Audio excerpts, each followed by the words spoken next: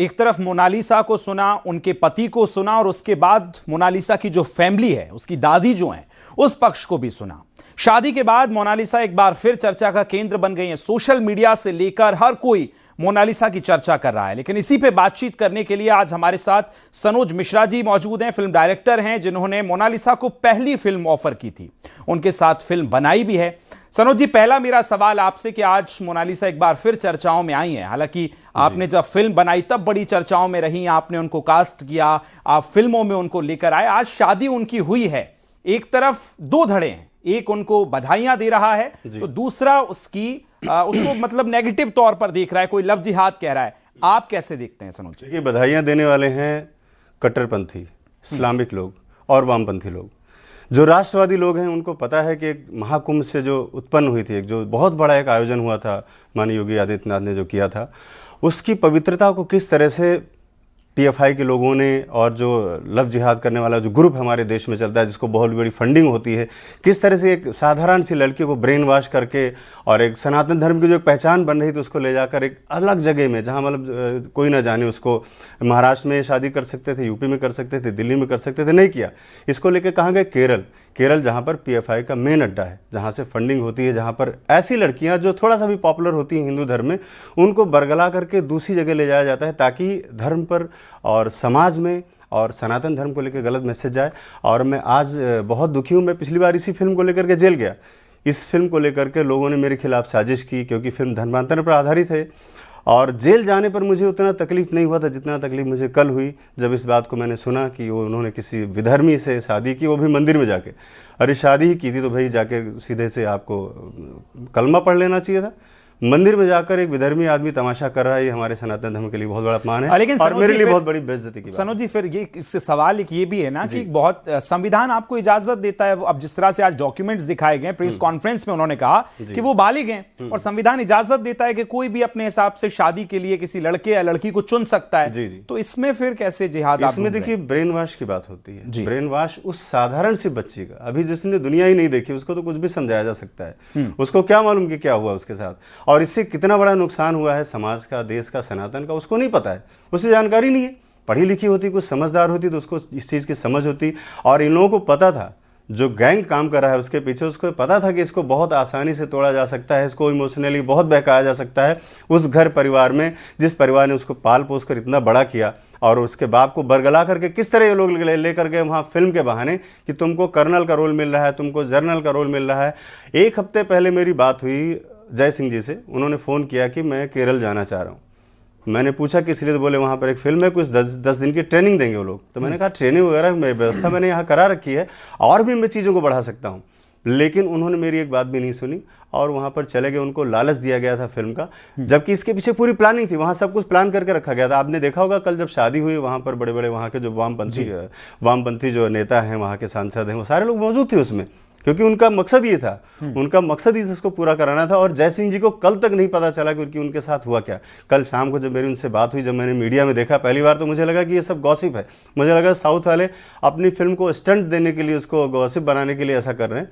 लेकिन जब मुझे बहुत सारे कॉल आने लगे तो मैंने जय सिंह को फ़ोन किया, तब उन्होंने बताया रोते हुए कि वो पुलिस स्टेशन के बाहर खड़े हैं और पीछे से मोनालिसा को लेकर वो लोग जा चुके हैं। तो सनोज जी, कुल मिलाकर अगर मोटी देखें तो आप ये कहने की कोशिश कर रहे हैं कि पूरी तरह से एक एजेंडे के तहत एक स्टंट है शादी। 200%। तो फिर मैं एक सवाल ये भी है सनोज जी कि जिस तरह से अभी हम देख रहे हैं कि जो लड़का है वो बागपत का रहने वाला है, उत्तर प्रदेश का रहने वाला है, शादी हुई है केरल में जाके। उस पर आप अभी जो कह रहे थे, उस पर आपको क्या लगता है कि वहां ले जाना, और आप जो कह रहे हैं कि ट्रैप की कोशिश है, पूरी तरह से लड़की को फंसाया गया है, कैसे आपको लगता है? ये ब्रेन वॉश है। मैंने जैसे आपको पहले भी कहा कि ये लोग बहुत शातिर होते हैं इस मामले में। कलावा पहनेंगे, चंदन लगाएंगे, टीका लगाएंगे, घंटी बजाएंगे, जाके तो प्रपंच तो करेंगे ही, लेकिन अब शादी किया है तो पैदा तो अब्दुल ही होगा ना। ये तो नहीं कि वहाँ पे रामकृष्ण पैदा होने वाले हैं कोई। तो ये एक बहुत गलत परंपरा की शुरुआत हुई है, जिससे चूंकि बहुत सारी लड़कियां फॉलो करती थी। मैं आपको बताऊं, जब से मोनालिसा को लेकर मैं इस इंडस्ट्री में आया था, मेरे पास लाखों ऐसी महिलाएं, लाखों ऐसे औरतें, मतलब फीमेल लोग मेरे साथ इंस्टाग्राम और फेसबुक के जरिए जुड़े, जिनकी बहुत सारी उम्मीदें थी कि उनको लगता था कि मोनालिसा अगर ऐसा कर सकती तो मैं क्यों नहीं कर सकती। मतलब लाखों करोड़ों लोगों के दिलों पर आज उसने इस तरह से आघात पहुँचाया है, इतना गंदा मैसेज दिया है। और मैं इसके बारे में बड़ा मतलब निशब्द हूँ कि किस तरह से, चूंकि वो लोग बहुत इनोसेंट, उनको कुछ पता ही नहीं, घर वालों को भी कुछ नहीं नॉलेज था कि उनके पीछे हो क्या रहा है। मुझे अंदेशा था, लेकिन इन लोगों ने जो उसके पीछे जो जाल बिछा रखे थे, उन्होंने हमसे हमेशा उसको अलग रखा। वो चाहते थे कि मैं उससे बात ना करूं, कहाँ जा रहे हैं मैं पूछता था तो वहाँ का एड्रेस दे दो, पता दे दो, किससे मिलना है, नंबर, तो वो लोग बचते थे। और मैं भी ज़्यादा उसमें इन्वॉल्व नहीं होना चाहता था कि कहीं ऐसा ना लगे उनके माँ बाप को कि मैं इस बच्ची का भविष्य कहीं खराब नहीं कर रहा हूँ या अपने तक सीमित नहीं रखना चाहता हूँ। बिल्कुल, इसलिए मैंने कभी भी उसको रोका नहीं किसी काम के लिए। सनोज जी, लेकिन एक सवाल मेरा ये कि आज जब मोनालिसा ने प्रेस कॉन्फ्रेंस की तो उन्होंने बाकायदा इस चीज का जिक्र किया कि मेरे घर वाले, मेरे परिवार वाले जबरदस्ती मुझे शादी में धकेलने की कोशिश कर रहे थे, और उन्होंने कोट किया, मैं मोनालिसा को कोट कर रहा हूं, उन्होंने कोट करते हुए कहा कि मेरी बुआ के बेटे के साथ मेरी शादी हो रही थी, इसलिए मुझे यह कदम उठाना पड़ा। इसको देखिए, इस बारे में मेरी जानकारी मुझे नहीं है। हालांकि कोई भी बात अगर उस घर में, चूंकि मैं एक फैमिली मेंबर हूं, आज भी हूं और हमेशा रहूंगा, मैंने जैसे कहा है, अब उसमें मोनालिसा का इन्वॉल्वमेंट है या नहीं वो हम तय करेंगे। लेकिन ये बात आपको कहना चाहूँगा कि अगर घर में कोई इस तरह की बात होती है तो एक बार मुझसे ज़रूर सलाह मशवरा लोग करते हैं। अगर ऐसी कुछ बात हुई थी या तो मुझसे हिडन रखा गया क्योंकि मेरे तक ये जानकारी नहीं हुई। हाँ, जब केरल जाने की बात आई तो मैंने विरोध जरूर किया था कि आप वहाँ जाकर कोई फ़ायदा नहीं, अगर आपको आना ही तो आप मुंबई शिफ्ट हो जाओ, मैं सबको मुंबई शिफ्ट कर देता हूं, आप यहीं रहो, क्योंकि 2-4 बड़े प्रोजेक्ट्स मैंने वहां पर लाइनअप किए थे मुंबई में। तो मैं चाह रहा था कि इस फिल्म के बाद, मेरी फिल्म के रिलीज के बाद जो उसको बज़ बनना था, एक माहौल जो बनना था, उसका उनको फायदा मिले। और जो जिस मकसद से मैंने फिल्म की शुरुआत की थी, जिस तरह से उसको मैंने महाकुंभ से लाया था मैं, तो वो पूरा हो और मकसद पूरा हो इस वजह से। लेकिन उनको पता नहीं किस तरह से उनके फादर को भी ऐसा ब्रेन वॉश किया गया था कि मेरे तक कोई जानकारी ना पहुँचने पाए, मुझे कुछ बताया ना जाए, सिर्फ रफली चीज़ें बताई जाती थी कि वर्बली कुछ बता दो कि हाँ बस यहाँ जा रहे हैं वहाँ आ रहे हैं, कोई डिटेलिंग में कोई बात नहीं होती थी।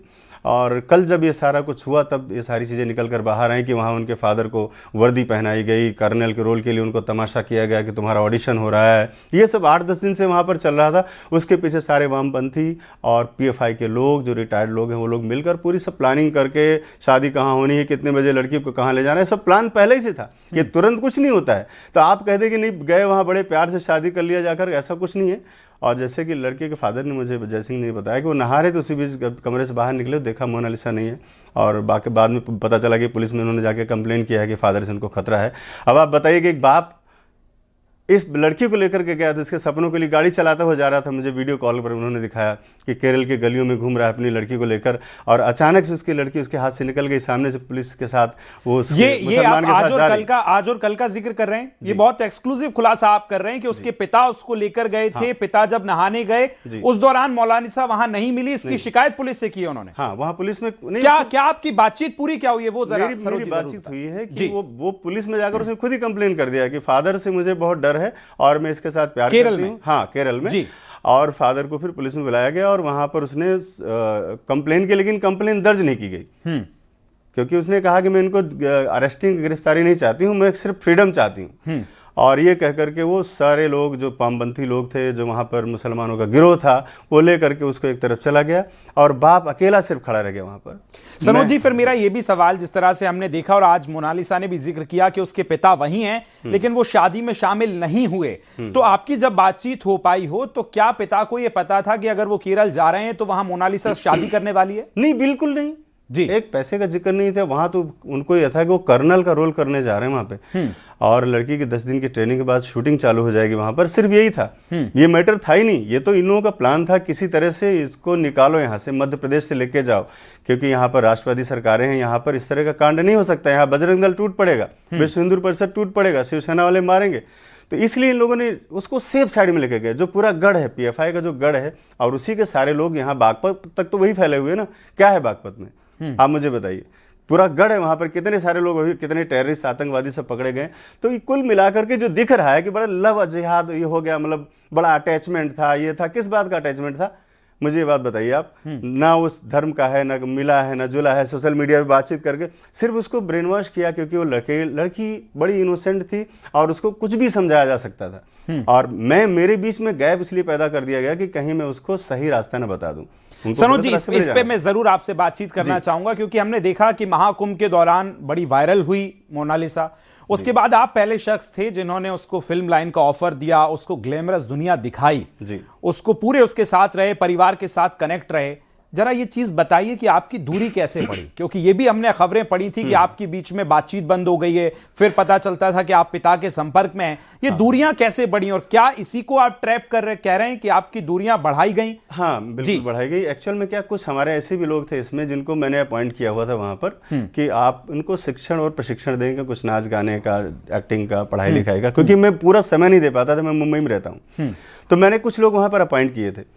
बीच में एक ऐसा मैटर आया कि वसीम रिजवी नाम का एक आदमी, जिसने एक लड़की को आगे कर मुझे रेप केस में जेल भिजवा दिया, जबकि वो केस फर्जी था। लड़की ने पहले दिन से अपना स्टेटमेंट दिया और सबको पता था कि 5-10 दिन में बाहर आ जाऊंगा, लेकिन जो मेरे ही लोग थे, जो उसके आसपास लोग थे, उन्होंने उसके साथ उसको समझाना सिखाना शुरू कर दिया।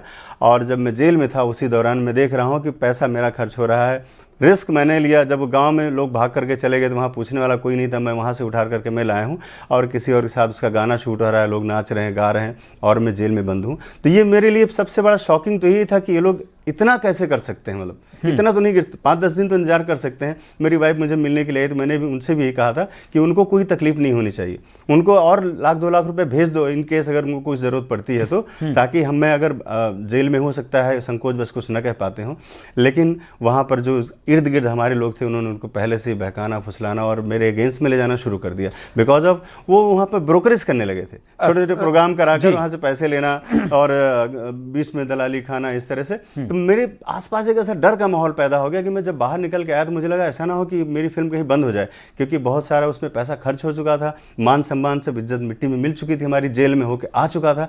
तो मुझे लगा कि फिल्म ही एक ऐसा माध्यम है कि जिसको मैं बना करके फिर साबित कर पाऊंगा कि मैं सही हूँ।